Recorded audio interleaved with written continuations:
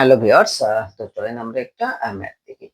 What is X in terms of Y and Z? X এর দুটো term দেওয়া আছে ওয়াই এবং জেড, এবং গিভেন দ্যাট দেওয়া আছে X Y one third equal Z one six. তো এখান থেকে আমাদের গিভেন যেটা দেওয়া আছে এখান থেকে আমরা এক্স এর ভ্যালু বের করবো। তাহলে আমরা লিখি তবে X Y one third Z এর উপর one six, or X Y one third equal Z এর উপর, যেহেতু এখানে ওয়ান থার্ড আছে এই পাশে আমরা ওয়ান থার্ড তৈরি করব আমরা ভ্যানিশ করার জন্য। তাহলে এখানে হাফ ব্র্যাকেট ওয়ান থার্ড, দেখেন এই টু আর থ্রি, টু থ্রি যার কত সিক্সই হয়, এটা দুটো মাল্টিপ্লাই করলে সিক্স হবে, ওয়ান একটু ওয়ান। তাহলে আমরা দেখেন এই ওয়ান থার্ড, এই ওয়ান থার্ডটা ভ্যানিশ করে দিলাম। আমরা মূলত ওই ওয়ান থার্ডটাকে ভ্যানিশ করার জন্য এটা লিখলাম।